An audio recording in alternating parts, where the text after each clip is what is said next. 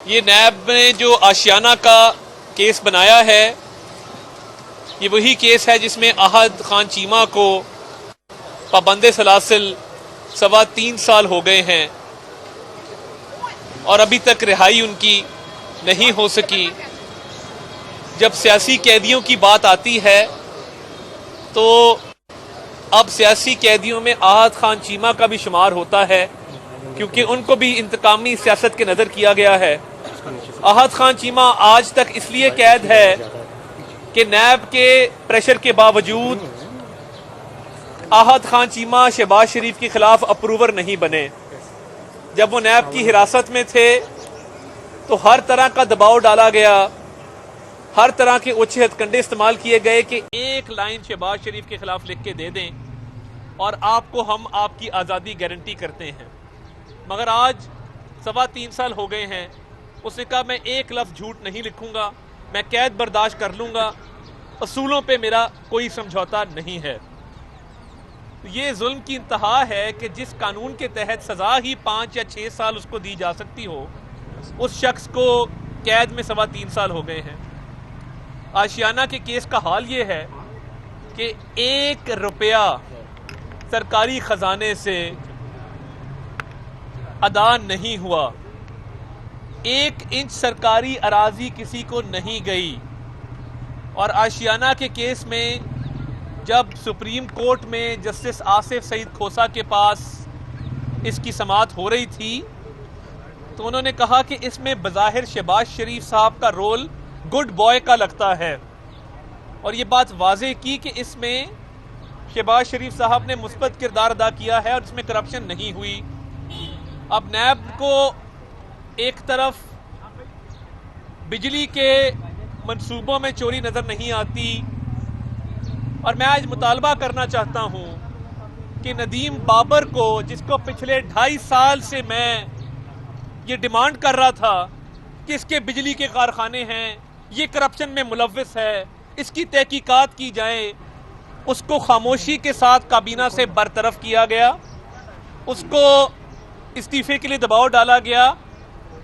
तो ये रिवायत अब ख़त्म होनी चाहिए कि आमिर कियानी करोड़ों की अद्वियात का गबन करे, आप खामोशी से इस्तीफ़ा लें और उसको पार्टी का सेक्रेटरी जनरल बना दें। ये रिवायत अब ख़त्म होनी चाहिए कि अरबों रुपए की करप्शन नदीम बाबर करे, काबीना में बैठा रहे 2.5 साल और यकदम आपको याद आए कि इसने करप्शन की है और आप खामोशी से घर भेज दें। ये रिवायत ख़त्म होनी चाहिए कि कई 100 अरब की चीनी चोरी जहांगीर तरीन करे, पहले आप उसको रात के अंधेरे में मुल्क से बाहर भेजें एनआरओ दे के, फिर उसको दूसरा एनआरओ दे के मुल्क में वापस बुलाएं और वापस बुलाकर उसके खिलाफ कोई कार्रवाई अमल में ना लाई जाए। ऑपोजिशन के रहनुमाओं की गिरफ्तारियां पहले अमल में लाई जाती हैं और केस बाद में बनाए जाते हैं। और मैं पूछना यह चाहता हूं कि आटा स्कैंडल हो, चीनी स्कैंडल हो, अद्वियात का स्कैंडल हो, बिजली का स्कैंडल हो, एलएनजी का स्कैंडल हो, इसका जिम्मेदार कौन है? क्या इमरान न्याजी नामी आदमी इतना नाअहल है, इतना नालायक है और इतना अकल से फारिग है कि उसकी नाक के नीचे ये स्कैंडल्स हो रहे हैं, उसको कानों कान खबर नहीं होती, और कई साल गुजर जाने के बाद उसको ख्याल आता है कि मैंने इस्तीफा लेना है? ये सोचे समझे मंसूबे के तहत हो रहा है। ये वो एटीएम्स हैं जो इसकी जेबें भरते हैं और जब इसकी जेब भर जाती है ये उनको घर भेज देता है। हमें पिछले 2.5 साल से सबक सुनाया जा रहा था और पूरी कौम को पढ़ाया जा रहा था कि महंगाई ख़त्म हो रही है मुल्क में और मईशत तरक्की कर रही है, और सारे मईशत के जो आसार हैं वो बेहतरी की निशानदही कर रहे हैं। वज़ीर ख़जाना हफीज़ शेख को एक यू टर्न लेते हुए महंगाई की वजह से फारग किया गया, जिसके बारे में 2 हफ्ते पहले ये फरमाया जा रहा था कि दुनिया इधर की उधर हो जाए, हफीज़ शेख को फारिग नहीं किया जाएगा। तो जब हम कहते थे कि एक उस शख्स से पूछें जिसकी 15 या 20 हज़ार रुपया तनख्वाह है कि वह बिजली और गैस के बिल इस नए पाकिस्तान में कैसे अदा करता है, वो अपने वालिदैन की अद्वियात कैसे खरीदता है जो आपने 500 गुना महंगी कर दी हैं चोरी की वजह से, वो आटा, चीनी और ज़रूरत की अशिया कैसे खरीदता है, तो हम कहते थे कि महंगाई ने गरीब आदमी को इस मुल्क में मार के रख दिया है, तब आपको समझ नहीं आती थी। अब जब दूसरा वजीर खजाना फारिग किया है, इसकी तहकीकात कौन करेगा? हम ये मुतालबा रखना चाहते हैं कि असद उमर को लाया गया, 15 साल राग अलापा गया कि ये असद उमर के पास महंगाई का हल है, मईशत की तरक्की इसके जरिए होगी। 8-9 माह बाद फारिग किया, के पास गिरवी रखवा के गया है। आपने 4 दफा चेयरमैन एफबीआर तब्दील किया, 3 दफा वजीर खजाना तब्दील किया, क्योंकि आप पाकिस्तान को गिरवी रखवा चुके हैं। 32,000 रुपए के कर्जों के अलावा आपका कोई कारनामा नहीं है, एक ईंट आपने नहीं लगाई इस मुल्क में। लूटमार करते हैं, करप्शन करते हैं और चोरी ऊपर से सीना जोरी। नैब को शर्म आनी चाहिए, जो कि नैब को आती तो नहीं है, मगर शर्म आनी चाहिए। इधर 2.5 साल से केसेस चल रहे हैं, 1 रुपए की करप्शन नहीं है। आज भी अदालत के रूबरू प्रोसिक्यूशन को पूछा गया कि आपका तो गवाह रिकॉर्ड लेके नहीं आया, आए बाएं आए कि जी वो रिकॉर्ड आ रहा है, जी वो कल आ जाएगा, जी परसों आ जाएगा। तो ये इतने बड़े बड़े स्कैंडल जिसमें सरकारी खजाने की लूटमार है, सरकारी खजाने की चोरी है, ये नैब को नजर नहीं आती है। ये वक्त आएगा जब ये सलाखों के पीछे होंगे और इनको कोई एनआरओ नहीं मिलेगा इंशाअल्लाह। तो मैं जो तहकीकात का मुतालबा कर रहा हूं, आमिर कियानी के खिलाफ अद्वियात का केस खोला जाए और गिरफ्तार किया जाए। गिरफ्तारी के बाद फिजिकल रिमांड पे दे ना किसी तहकीकाती इदारे को, और उसके बाद जुडिशल रिमांड पे जेल भेजे और तहकीकात करें। नदीम बाबर को गिरफ्तार किया जाए और उससे रिकवरी की जाए। जहांगीर तरीन को गिरफ्तार किया जाए और उससे रिकवरी की जाए। और असद उमर और हफीज शेख के खिलाफ भी तहकीकात अमल में लाई जाएं और इनसे पूछा जाए कि ये इन्होंने जो खुर्द-बुर्द की है और जो मईशत को तबाह किया है, ये कैसे इन्होंने 2.5 साल के अंदर पाकिस्तान को कैसा तमाशा बना दिया है।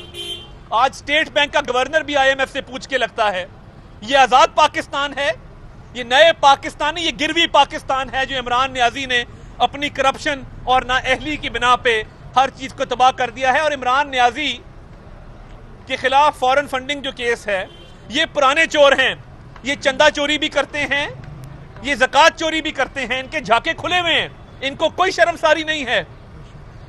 तो ये जो गिरफ्तारियों का मैंने जिक्र किया है, ये बड़ी लंबी फहरिस्त है।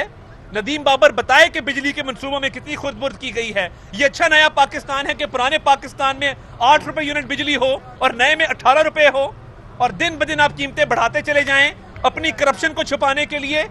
आपने ठीक कहा था कि महंगाई तब होती है जब हुक्मरान चोर होता है। आपने इस मुल्क में आटा, चीनी, अद्वियात, बिजली, गैस, हर चीज चोरी करके ये साबित किया है कि आप तारीख के सबसे बड़े चोर हैं। और ये जब गिरफ्तारियां अमल में आएंगी तो ये लोग बोलेंगे कि किसके कहने पे ये चोरी करते रहे हैं। ये बताएंगे कि इमरान नियाजी इनका सरगना है, इमरान नियाजी के कहने पर और उसकी जेब भरने के लिए चोरियां होती रही हैं। और मैं ये मुतालबा जो गिरफ्तारी का किया है, ये मैं इन तमाम अफराद के हवाले से वसूख से कह सकता हूं कि ये करप्शन में डूबे हुए लोग हैं और इनका यौम हिसाब अनकरीब आने वाला है। और शहजाद अकबर, मैं दोबारा कहता हूं, तुम्हें भागने नहीं देंगे। सारी चोरी की मुआवनत और सहूलतकारी तुमने की है, तुम्हारी नाक के नीचे ये चोरी होती रही है और तुम्हारी इसमें हिस्सा शामिल है। वक्त आएगा तुम्हारा नाम ECL पे होगा और तुम्हें भी सलाखों के पीछे भेजेंगे।